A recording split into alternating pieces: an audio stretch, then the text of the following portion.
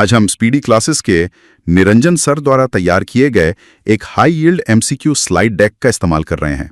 ये नोट्स खास तौर पर उन स्टूडेंट्स के लिए हैं जो एसएससी, बीपीएससी, रेलवे जैसे कॉम्पिटिटिव एग्जाम्स की तैयारी कर रहे हैं। राइट। और हमारा मिशन सिर्फ फैक्ट्स रटना नहीं है, बल्कि उन कॉन्सेप्ट्स को पूरी क्लैरिटी और लॉजिक के साथ समझना है। एग्जैक्टली। और हाँ, आज के एपिसोड का फॉर्मेट थोड़ा अलग होगा। ये एक इंटरैक्टिव लाइव क्लासरूम की तरह होगा। मैं क्विज मास्टर या टीचर की तरह आपसे सवाल पूछूंगा और हमारे एक्सपर्ट उन सवालों के पीछे का साइंस डिकोड करेंगी। मैं एकदम तैयार हूँ, लेकिन शुरू करने से पहले वो नोट्स वाले रूल्स बता दीजिए। बिफोर यू स्टार्ट वाले नियम बहुत जरूरी हैं। आप लोगों के लिए रूल ये है कि कोई ब्लाइंड गेसिंग नहीं करनी है, कोई तुक्का नहीं लगाना है, अपना लॉजिक इस्तेमाल करना है और हमारा जवाब सुनने से पहले खुद का आंसर सोचना है। बिल्कुल, क्योंकि कॉम्पिटिटिव एग्जाम्स में लॉजिक ही काम आता है। तो चलिए फिर आ जाते हैं हमारे पहले सेगमेंट पर, तत्वों का भ्रम। चलिए नेक्स्ट क्वेश्चन देखते हैं। चलिए। तो सवाल है, पृथ्वी की भूपर्पटी यानी अर्थ क्रस्ट में सर्वाधिक मात्रा में पाया जाने वाला तत्व कौन सा है? ऑप्शंस हैं, option A nitrogen, option B oxygen, option C silicon या ऑप्शन डी हाइड्रोजन। एक सेकंड, आप लोग अपना आंसर लॉक कर लीजिए। चलिए इसका सही जवाब समझते हैं। इसका करेक्ट आंसर है option B oxygen. Wait, seriously? Oxygen तो गैस है ना? हाँ, आमतौर पर हम यही सोचते हैं, पर अर्थ क्रस्ट में ऑक्सीजन गैस के रूप में नहीं, बल्कि अन्य तत्वों के साथ जुड़कर ठोस खनिजों के रूप में होती है, और ये लगभग 47% होती है। ओहो, मतलब 45% से भी ज्यादा? बिल्कुल। जैसे सिलिका, जिससे रेत बनती है, वो सिलिकॉन और ऑक्सीजन का ही कंपाउंड है। और यहाँ एक एग्जाम टिप दूंगी, ऑक्सीजन एक अधातु है, मतलब नॉन मेटल है। अच्छा, क्या बात है। और अगर हम इस डेटा को थोड़ा और एक्सपैंड करें ना, तो पूरे ब्रह्मांड में यानी यूनिवर्स में नंबर 1 पे हाइड्रोजन है, लगभग 75%। राइट, तारों और सूरज में वही है। एग्जैक्टली। और हमारे वायुमंडल में यानी एटमॉस्फेयर में नाइट्रोजन सबसे ज्यादा है, 78%। भूपर्पटी में ऑक्सीजन 47% हो गई। और दिलचस्प बात यह है कि मानव शरीर में भी ऑक्सीजन ही सबसे ज्यादा है, करीब 65%। यार ये तो बहुत ही गजब का कनेक्शन है, पर इसमें एक कॉमन मिस्टेक भी होती है ना? बहुत बड़ी मिस्टेक होती है। स्टूडेंट्स अक्सर जल्दबाजी में सर्वाधिक मात्रा देखते हैं और सीधा नाइट्रोजन पे टिक कर देते हैं, क्योंकि स्कूल से वही रटा हुआ है। हाँ, वो वायुमंडल और भूपर्पटी के बीच कंफ्यूज हो जाते हैं। सवाल ध्यान से पढ़ना बहुत जरूरी है। तो मतलब क्या ये अजीब नहीं है कि हम जिस ठोस जमीन पर चलते हैं उसका लगभग आधा हिस्सा असल में उस चीज से बना है जिसे हम अदृश्य रूप में सांस ले रहे हैं? यही तो विज्ञान का जादू है। बिल्कुल। अब बढ़ते हैं अगले क्वेश्चन की तरफ। नेक्स्ट क्वेश्चन थोड़ा ट्रिकी है, तो ध्यान से सुनिएगा। जब कोई ठोस पदार्थ यानी सॉलिड बिना द्रव या लिक्विड में बदले सीधे गैस में परिवर्तित हो जाता है, तो उस प्रक्रिया को क्या कहते हैं? ये तो काफी इंटरेस्टिंग है। ऑप्शंस हैं, option A vaporisation, option B condensation, option C sublimation या ऑप्शन डी डेपोजिशन। अपना आंसर लॉक कर लीजिए। चलिए इसका सही जवाब समझते हैं।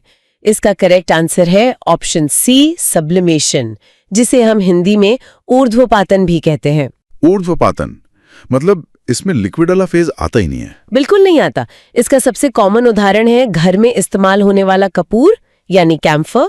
जब आप उसे जलाते हैं तो वो पिघलता नहीं है, सीधा धुएं में बदल जाता है। अरे हाँ। और दूसरा उदाहरण है सूखी बर्फ, जिसे हम ड्राई आइस कहते हैं। तो इसे ऐसे समझ सकते हैं कि ये सामान्य तरीके से सीढ़ियां चढ़ने के बजाय सीधे ग्राउंड फ्लोर से छत पर टेलीपोर्ट हो जाने जैसा है। हाँ, एकदम सही एनालॉजी है ये। और यहाँ एक और वीवीआई मतलब very very important exam tip देना चाहूंगी। हाँ बताइए। सब्लिमेशन का एकदम उल्टा भी होता है। जहाँ गैस सीधे ठोस बन जाती है उसे कहते हैं डेपोजिशन या निक्षेपण। अच्छा, मतलब छत से सीधे ग्राउंड फ्लोर पे टेलीपोर्ट होना। एग्जैक्टली। गैस से सीधा सॉलिड, ये एग्जाम्स में बहुत बार फंसाने के लिए पूछा जाता है। बहुत बढ़िया। अब पदार्थ की अवस्थाओं का शॉर्टकट तो समझ आ गया। अब चलते हैं हमारी केमिस्ट्री की रेसिपी बुक की तरफ। चलिए। तो सवाल है, निम्नलिखित में से कौन सा एक यौगिक यानी कंपाउंड का उदाहरण है? ऑप्शन ए हवा, ऑप्शन बी पीतल, ऑप्शन सी जल मतलब H2O या ऑप्शन डी शरबत। अपना आंसर लॉक कर लीजिए। चलिए इसका सही जवाब समझते हैं। इसका करेक्ट आंसर है ऑप्शन सी जल या H2O। एक सेकंड, शरबत क्यों नहीं? शरबत भी तो पानी, चीनी और नींबू से मिलकर बनता है। यही तो सारा कंफ्यूजन होता है। देखिए, रसायन विज्ञान में तत्व, यौगिक और मिश्रण, इन तीनों में बहुत बड़ा अंतर है। अच्छा, कैसे? तत्व यानी एलिमेंट, उसमें एक ही प्रकार के परमाणु होते हैं, जैसे सिर्फ लोहा या सिर्फ ऑक्सीजन। अब आते हैं यौगिक यानी कंपाउंड पर। इसमें 2 या 2 से अधिक तत्व एक बिल्कुल निश्चित अनुपात में, एक फिक्स्ड रेशियो में होते हैं। मतलब कोई फिक्स्ड फॉर्मूला होता है? हाँ, जैसे पानी का H2O। आप दुनिया में कहीं भी चले जाएं, पानी में 2 हाइड्रोजन और 1 ऑक्सीजन ही होगा। और नमक का NaCl। राइट। लेकिन मिश्रण यानी मिक्सचर में कोई निश्चित अनुपात या फॉर्मूला नहीं होता। जैसे आपने शरबत कहा, आप उसमें 1 चम्मच चीनी डालें या 4 चम्मच, वो शरबत ही रहेगा, उसका कोई केमिकल फॉर्मूला नहीं है। तो मतलब शरबत सिर्फ एक बेतरतीब मिलावट है जिसमें कोई भी कितनी भी चीनी डाल सकता है, लेकिन पानी प्रकृति की एक एकदम फिक्स्ड और स्ट्रिक्ट रेसिपी है जिसे बदला नहीं जा सकता। बिल्कुल, और यही हमारी सबसे बड़ी एग्जाम टिप है। जिसके पास केमिकल फॉर्मूला है वो यौगिक है, जिसके पास नहीं है वो मिश्रण है। क्या बात है! हवा और पीतल का भी कोई फॉर्मूला नहीं है, तो वो भी मिश्रण हुए? एग्जैक्टली। पीतल एक अलॉय है, 2 धातुओं का मिश्रण। बहुत ही सॉलिड कॉन्सेप्ट है ये। चलिए अब अगले सवाल पर आते हैं। ये वाला सवाल तो मतलब स्टूडेंट्स का सबसे बड़ा दुश्मन है। हाँ, मुझे अंदाजा लग रहा है आप क्या पूछने वाले हैं। मोमबत्ती का जलना यानी बर्निंग ऑफ कैंडल किस प्रकार का परिवर्तन है? ऑप्शन ए केवल भौतिक, ऑप्शन बी केवल रासायनिक, ऑप्शन सी दोनों, या ऑप्शन डी इनमें से कोई नहीं। अपना आंसर लॉक कर लीजिए। चलिए इसका सही जवाब समझते हैं। इसका करेक्ट आंसर है ऑप्शन बी, केवल रासायनिक परिवर्तन, मतलब केमिकल चेंज। लेकिन रुकिए, यहां मैं पुशबैक दूंगा। जब मोमबत्ती जलती है तो हमने अपनी आंखों से मोम को पिघलते हुए देखा है। हाँ, देखा तो है। तो क्या पिघलना भौतिक परिवर्तन नहीं है? तो फिर नोट्स इसे सिर्फ रासायनिक क्यों मान रहे हैं? इसमें तो दोनों होना चाहिए ना। अब देखिए, यही वो जाल है जहां अक्सर नंबर कटते हैं। इसको बारीकी से समझना होगा। भौतिक परिवर्तन यानी फिजिकल चेंज वो है जो वापस अपनी पुरानी अवस्था में आ सकता है, जिसे रिवर्सिबल कहते हैं। जैसे बर्फ का पानी बनना और पानी का वापस बर्फ बन जाना। बिल्कुल।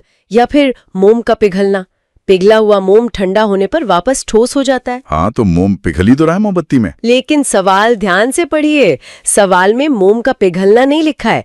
सवाल कह रहा है मोमबत्ती का जलना, बर्निंग। जो मोम जलकर धुएं और रोशनी में बदल गया, क्या आप उसे वापस ला सकते हैं? नहीं, धुएं से वापस मोमबत्ती तो नहीं बन सकती। एग्जैक्टली। जलना हमेशा एक अनुत्क्रमणीय, मतलब इरिवर्सिबल प्रक्रिया है, वापस नहीं आ सकती। जैसे दूध से दही बनना या लोहे में जंग लगना। इसलिए स्रोत स्पष्ट रूप से मोमबत्ती के जलने को रासायनिक और मोम के पिघलने को भौतिक मानता है। अगर सवाल में बर्निंग है तो आंसर हमेशा केमिकल चेंज होगा। ओहो, ये तो सच में शब्दों का खेल था। मतलब एग्जामिनर यहाँ हमारी नॉलेज से ज्यादा हमारा अटेंशन टेस्ट कर रहा है। बिल्कुल सही पकड़ा आपने। गजब। अब बढ़ते हैं हमारे आखिरी और सबसे दिलचस्प सेगमेंट की तरफ, ऊर्जा का खेल और पदार्थ की चरम अवस्थाएं। ये मेरा फेवरेट पार्ट है। हाँ, यह मैं एक साथ 2 जुड़े हुए ट्रिकी सवाल पेश करूंगा। पहला, पदार्थ की चौथी अवस्था कौन सी है और किस स्थिति में बनती है? और दूसरा, यदि किसी पदार्थ का तापमान बढ़ाया जाता है तो उसके कणों की गतिज ऊर्जा यानी काइनेटिक एनर्जी पर क्या प्रभाव पड़ता है? ऑप्शन सी दूंगा इस बार, आप लोग बस अपने दिमाग में आंसर लॉक कर लीजिए। तो चलिए इसका सही जवाब और कॉन्सेप्ट समझते हैं। सबसे पहले बात करते हैं पदार्थ की अवस्थाओं की।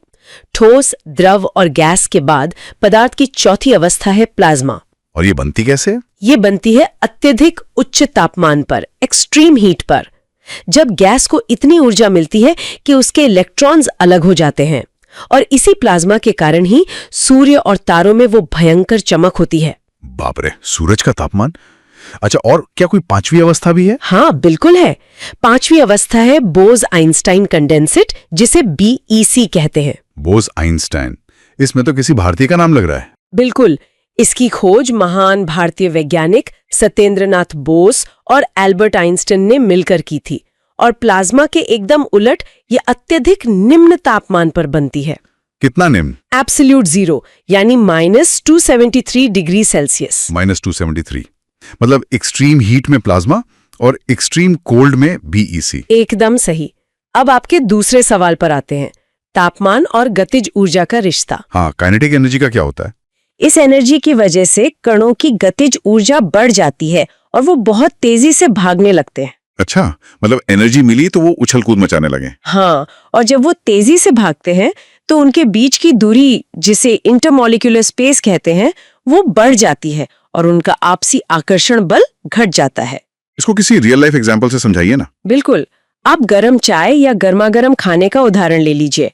जब चाय गर्म होती है तो उसके कणों की गतिज ऊर्जा बहुत हाई होती है। हाँ, इसलिए वो कण तेजी से हवा में फैलते हैं और दूसरे कमरे तक खुशबू पहुंच जाती है।